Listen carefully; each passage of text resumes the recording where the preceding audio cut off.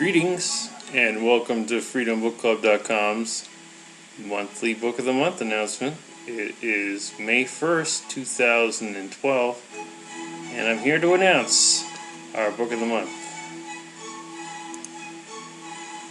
Our Book of the Month this month is Darian Warden's Bring a Gun to School Day. Let me show you what the voting totals look like.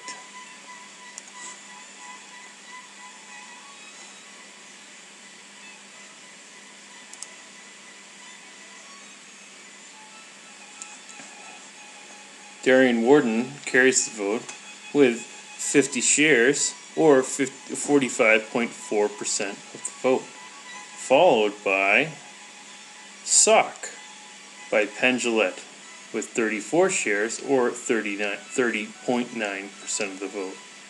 And that was followed by Anarchia by Brad Lineweaver and J. Kent Hastings with 21 shares, or looks like 19.1% of the vote.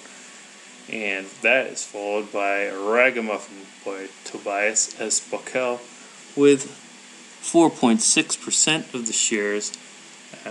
That's about 5.017 shares. 4.8% of the vote. So, the winner, Darian Warden, has produced, or his publishing house has produced, a video which I'm going to attempt to show after I close that window.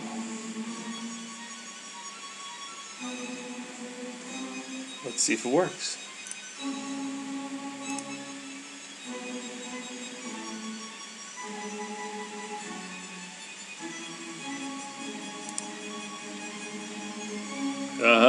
Well, we've got some trouble here.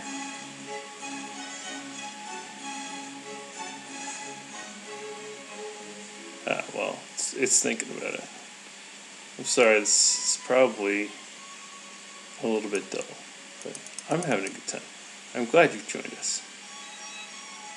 I don't know if we're going to have enough mojo to play the video. The computer is complaining. It wants me to close other applications. So, that's what we'll do. First, we will close our task manager, which shows that our computer is completely tapped out. I want you to see this. You'll enjoy it.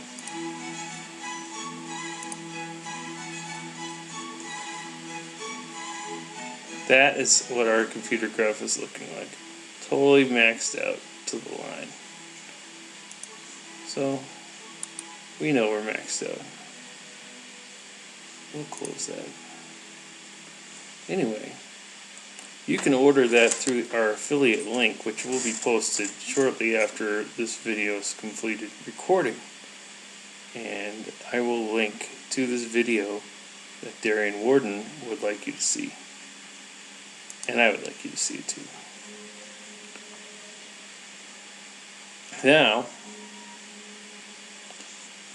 you can buy this through our Amazon link, or you can support the publisher by getting it right from their website, arisepress.com/buy. I use Google Checkout, which is kind of novel.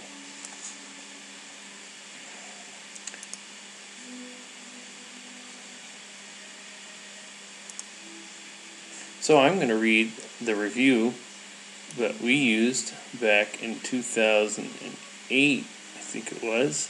It's by Jim Leshinsky. There's something about a good teen angst novel that really resonates me, even as a 42-year-old.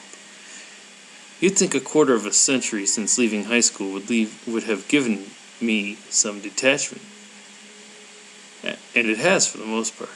But every once in a while, the old feelings of frustration, anger, and cynicism come rushing back as vividly as if I were 16 all over again. Rereading Catcher in the Rye, for example, makes me feel like a teenager, not in a good way. Darian Warden's powerful first novel, Bring a Gun to School Day, had a similarly disturbing effect. Eric Schilding, like Holden Caulfield before him, is the perfect embodiment of the alienated male teen of his day. Of course, in Holden Caulfield's day, a fascination with guns would have characterized him as a healthy, normal young man. Times have changed. Eric Schilding likes guns a lot, which in itself could be enough to get him branded a weirdo by his teachers and peers. He also likes hardcore music and black clothing, has the wrong friends, and goes through his school days simmering with anger. In other words, he resembles a typical school shooter, such as the one who just committed the worst school shooting ever at the novel's opening. The faculty and students at Suburban Regional High School have pegged Eric as a ticking time bomb in their infinite collectivist wisdom. They deal with this perceived threat through a combination of condescension, ostracism, and police state tactics that could only make matters worse and would have seemed absurdly over the top a generation ago. Today they seem entirely believable, if no less outrageous. A lesser writer might have made Eric just a misunderstood misfit who's really a sweetheart once you get to know him. To Warden's credit, Eric is flawed, if ultimately sympathetic protagonist. He really isn't very likable, even once you get to know him. Eric knows he doesn't fit in, and if it were up to him, he wouldn't be in school at all. That is the review from Jim Lashinsky on Darian Warden's Bring a Gun to School Day. And if you don't know, Darian Warden is one of the hosts of Thinking Liberty. You can find they broadcast, I think, Mondays, and you can go to their website, thinkingliberty.net. You can also go to darianwarden.com for more about his work. Now,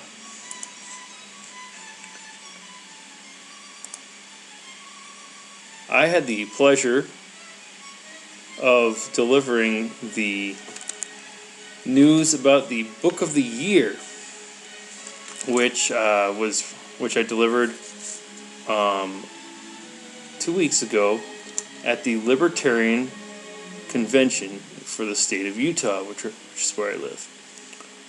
So I'm going to try and play the audio from that deliverance. Bear in mind that I have had braces put on,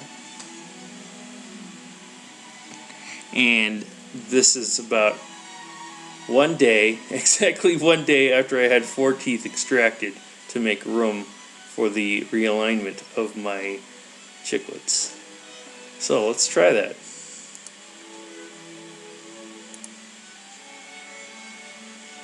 Just thinking.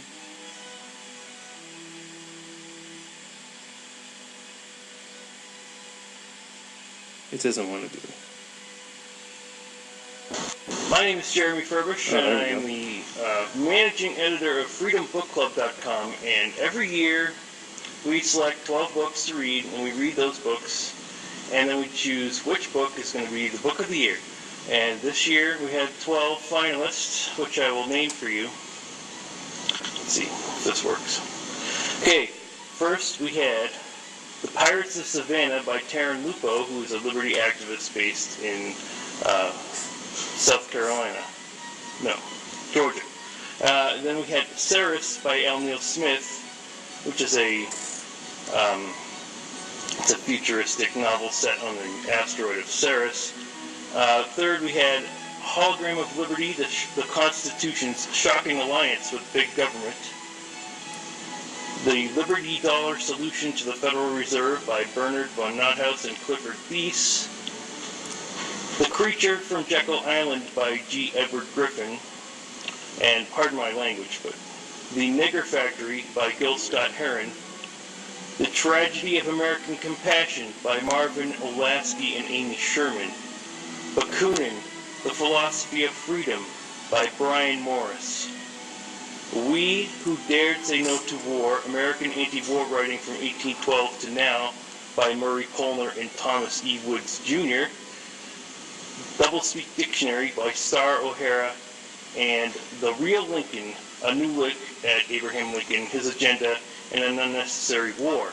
And the winner of our Book of the Year award has, in their honor, the author's honor, a $500 monetary gift to an organization called the Liberty Scholarship Fund, which promotes K through 12 education to those seeking to get out of government education altogether. So this year's award is presented to Thomas J. DiLorenzo's book, The Real Lincoln, A New Look at Abraham Lincoln, His Agenda, and an Unnecessary War. So I hope that you will consider buying this book and reading it. It was really informative. Thanks very much. All right. This is the book right here. We're losing signal a lot, but that's life. And right here, I have the check made out to the Liberty Scholarship Fund for $500 in honor of Thomas J. DiLorenzo for his book, The Real Lincoln, A New Look at Abraham Lincoln, His Agenda, and an Unnecessary War. Thanks so much for participating in our exit polling for the Book of the Year. And now I'm going to get on real quick to our 4 finalists. So you can take a look at it, what the page looks like when it's going to be uploaded. For finalist A is The Road to Serfdom by Frederick Hayek. And Goodreads says that it doesn't want to work. Here we go. An unimpeachable classic work in political philosophy, intellectual and cultural history, and economics, The Road to Serfdom has inspired and infuriated politicians, scholars, and general readers for half a century.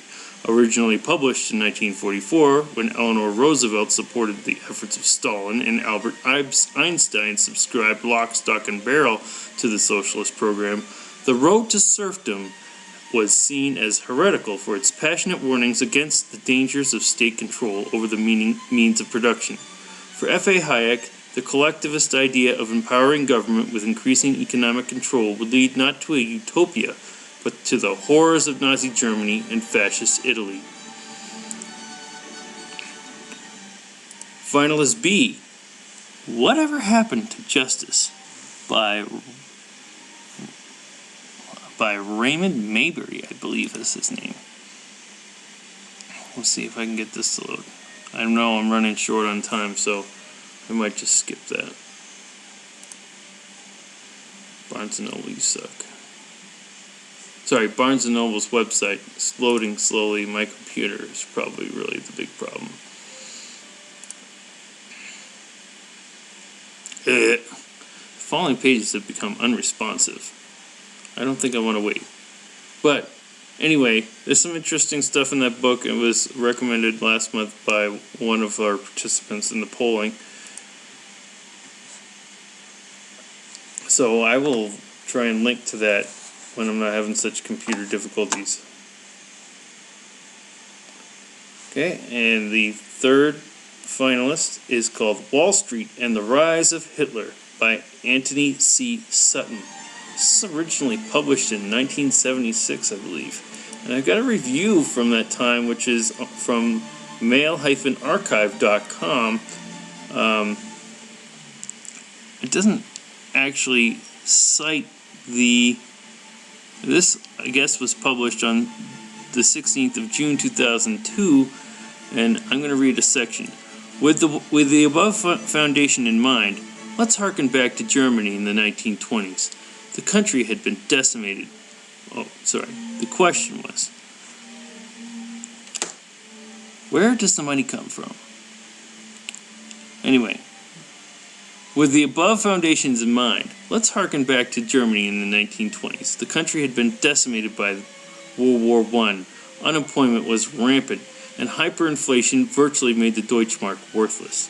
Then all of a sudden, an impoverished flophouse artist named Adolf Hitler emerged on the scene and built one of the most imposing war machines in history. By the time he rose to power, the stock market had crashed in 29 and the world was in the midst of the Great Depression. So, framed within this context, one has to ask themselves, where did the money come from? Anthony Sutton's Wall Street and the Rise of Hitler answers this question in a startling fashion.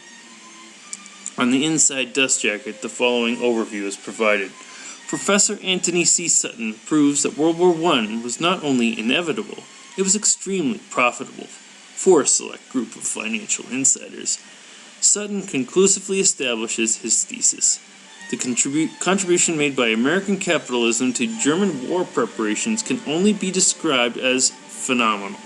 It was certainly crucial to German military capabilities. It continues, quote, not only was an influential sector of American business aware of the nature of Nazism, but for its own purposes aided Nazism whenever possible and profitable, with full knowledge that the probable outcome would be war involving Europe and the United States. That's for finalist C, Wall Street and the Rise of Hitler by Anthony C. Sutton. Finalist D, Robert A. Heinlein, The Door into Summer. Here from Amazon.com writes Robert H. Buckley. I agree with the idea that Heinlein is one of the best sci-fi writers in history. I also agree that if he is unsung, it is because he often expounds endlessly on his doubtful theory that the young people of Earth alone possess the vitality and moral sense to save the universe. But when he does not, he's great. This novel is about the well-worn topic of time travel and also cryogenics, but it is the most entertaining and imaginative of any that I have read. It has a gentle sense of humor, page-turning style, and happy ending.